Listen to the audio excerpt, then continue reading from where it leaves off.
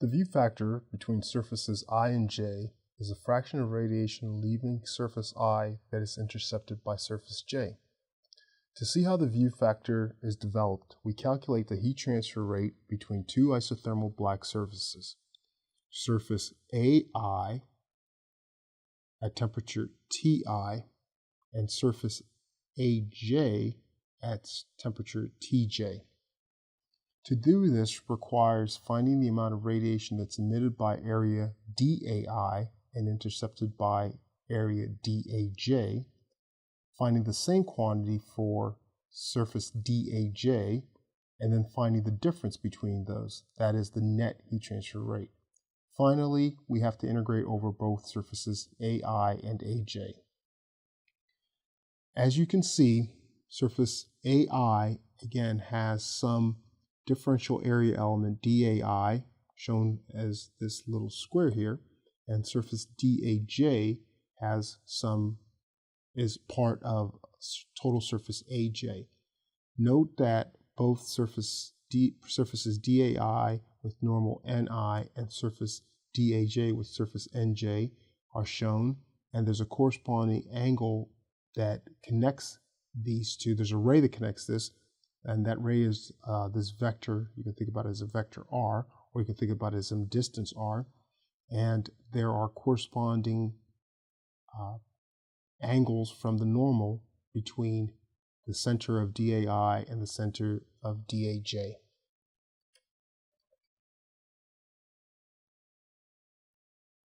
As we know, the differential solid angle is given with this relationship. D omega is sine theta, d phi, which is defined as the projected area divided by the distance squared. We know that the emitted intensity can be defined in terms of the heat transfer rate per projected area. That's this DAI cosine theta sub I, times this differential solid angle d omega ji.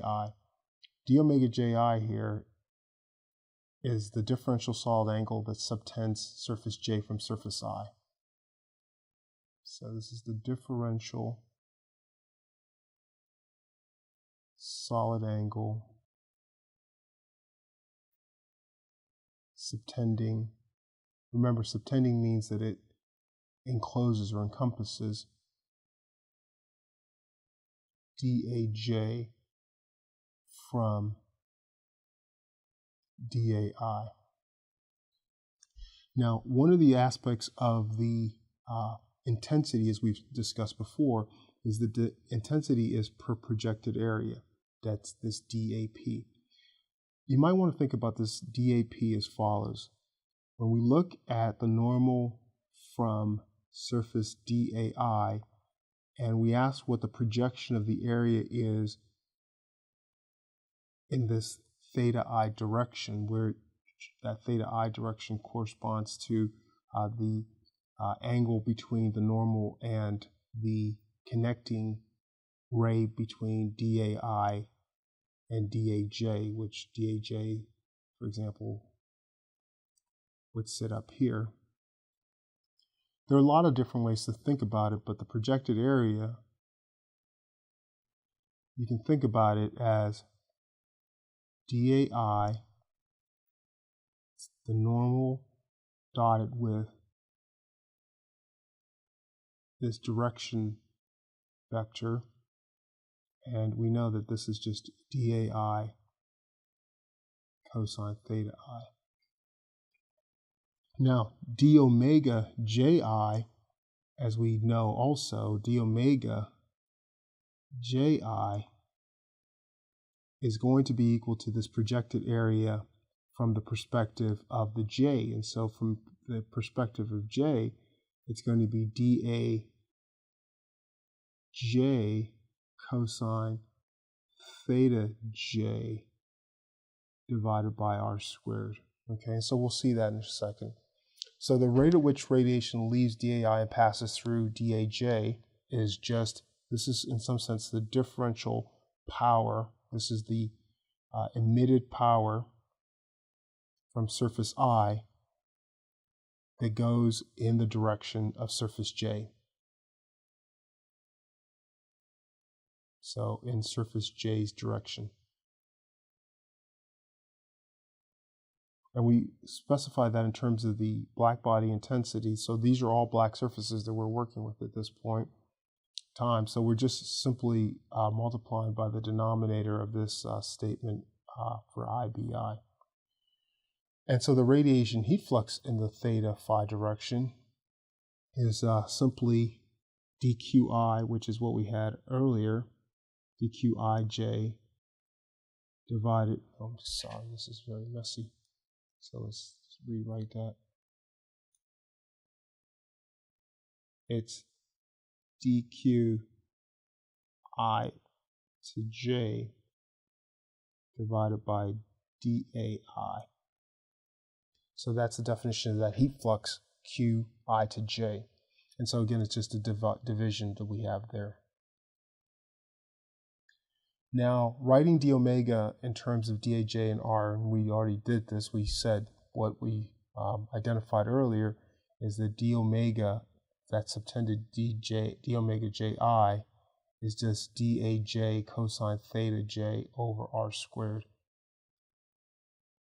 So we substitute that daj cosine theta j here for d omega, and we find out that dqij is just the black body intensity times this symmetric looking factor cosine theta I cosine theta j.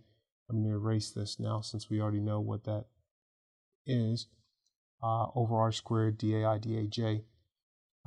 Remember that we talked about the relationship between the emissive power, the black body emissive power. So this is the total hemispherical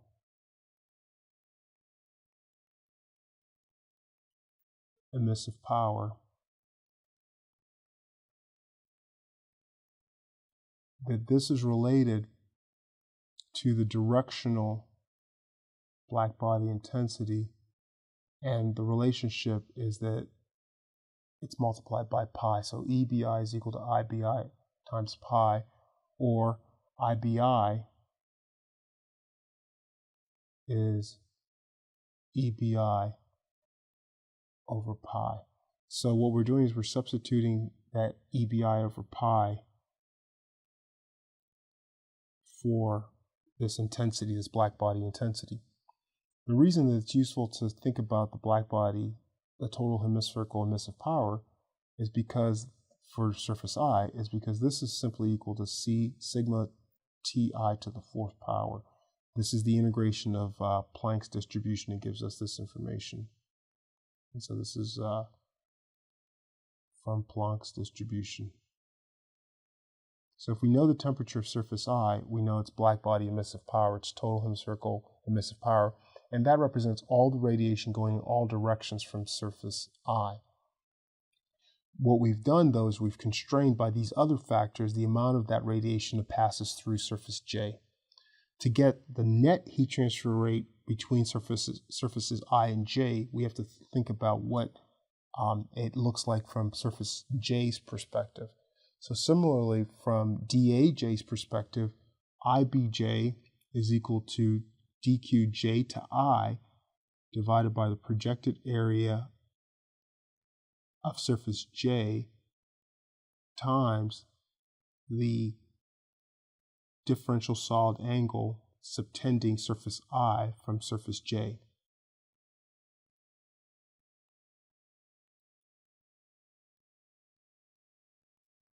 So these look very much the same, and we see that dQj to I is nothing more than the black body intensity of surface J, dAj cosine theta j, d omega ij, where d omega ij is dA projected I over r squared, which is dA cosine dAi cosine theta I over r squared. So that's what we're doing right there in terms of writing d omega in terms of dAi and r. So we get that the differential power from j to I is in terms of this black body intensity of surface j times this symmetric term, which is the same thing that we have for surface I to j. So in terms of the emissive power, same rule applies, that IBJ is equal to the black body, total hemispherical black body emissive power, surface j divided by pi. So we make that substitution there. The net heat transfer rate between the differential area elements, and by differential we mean that the tiny elements, we understand again that these are part of larger surface areas, but we've only done this for these two little differential area elements that are part of these isothermal elements. Remember, AI is a TI and AJ is a TJ. So it means that to look at the net heat transfer rate, the net differential rate between these two differential area elements, we think about the radiation from J to I, so the net radiation from J to I, the stuff that streams this way, and we subtract off the stuff that's streaming in the other direction. We had defined each of these in terms of a black body emissive power, and so we have the difference in the black body emissive powers times this common factor for both J to I and I to J. To find for the total area elements, we integrate over both total AI and total AJ. And so this is this total integration process that we're doing here. And fortunately, the way we've constructed this, the temperatures are constant over the areas. If the temperatures were not constant over the area, this would be the result that we'd be left to work with. Since the temperatures are constant, the EBJs and EBIs are not constrained to the differential area elements. They're the same for all the total area, and we're able to pull this difference out of the integrals. Notice that the denominator of this has units of area. R squared is meter squared, which is an area, but we have two area elements here. So the total unit of this integral term is has units of area. Well, we define this thing as the geometric view factor. And the way we think about the geometric view factor, if maybe we back up a second and think about this from the perspective of surface J. So we're going to identify this as a geometric view factor, and one way of thinking about it is as follows. So if we have this Q, for example, in QJ, we're going to look at just QJ, and we're going to say that QJ is equal to this QJI. In fact, we're going to do it exactly the same way that we did it, but we're integrating over the areas here. So we say QJI is equal to EBJ times this double integral that we identified, dAj, dAi. And through that double integral, we said that this double integral is actually equal to AJ FJI. So in thinking about this, we have what we might think about is we say Q J through I is equal to EBJ AJ FJI. Well, EBJ AJ is the total amount of power, because the emissive power is the heat flux basically in all directions that comes off surface J. We multiply that by the area of surface J. So this is the total amount of power that's radiated off of surface J in all directions. What we're saying then is FJI is the fraction of that, because it's we divide through by QJ, It's the amount of all the radiation that comes off of surface J that goes through surface I. So it's the fraction of radiation that comes off of surface J that goes through surface I. And that's all we have here.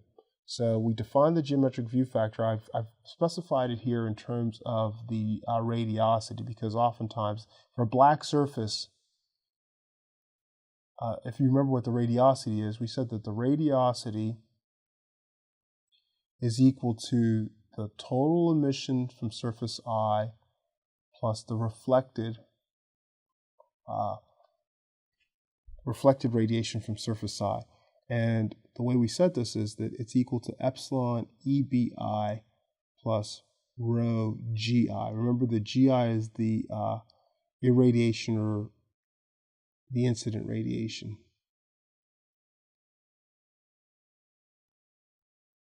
We'll do more with the radiosity as we move further along. If it's a black body, and we're only dealing with black bodies here, so for a black body, rho is equal to 0 and epsilon is equal to 1. So JI is by definition EBI. So everything we said before is still accurate. So we think about Fij as this radiation leaving surface I and intercepted by surface J divided by all the radiation leaving AI in all directions. Because of the symmetry of it, notice that we can divide through by either AI or AJ. Depending on which one we're dividing through by, the view factor has this property of reciprocity. So the underlying issue is that once we identify it in terms of a particular area, then this sort of symmetric relationship applies. And so this is an important property that I need you to understand, and this is this reciprocity property of view factors. And we'll look at some definitions and some examples of it. We can go back to the total heat transfer rate expression and just modify that slightly to just reflect the fact that we are looking at temperature differences. The last piece of information we want to think about for problems of this type is an additivity property of view factor. So if we have an enclosure, this is called an n-sided enclosure. And for this n-sided enclosure, we imagine that each side might have a different temperature. So there's A1, T1, A2, T2, etc. And so the radiation from surface 1 is going to all these other surfaces. And we understand that there's a view factor for surface 1, for example, to any surface J in this system. And one of the things about this property of additivity, or for the view factor, is if we think about all the radiation, if this is a closed system, it's an enclosure, it's a completely confined enclosure, the total amount of radiation that leaves surface 1 has to be intercepted by either itself. So if surface 1 were concave, then even the radiation, so this is surface 1, the radiation from surface 1 could actually go back to itself, some of the radiation. So it could go back to surface 1, it could go to surface 2, to surface N. And if we divide through, so this is in some sense the fraction of radiation from surface 1 that goes to surface 2, surface 3, etc. Dividing by the total amount of heat transfer from surface 1, we get this additivity property. In sort of simpler terms, it just says that F11 plus F12 plus F13 plus ... F1n is equal to 1. And obviously the same thing holds for 2. I'm going to start at F21 plus F22 plus F23 plus ... F2n is equal to 1. So that's an important property that we want to use, and we'll explore how this simplifies things for us.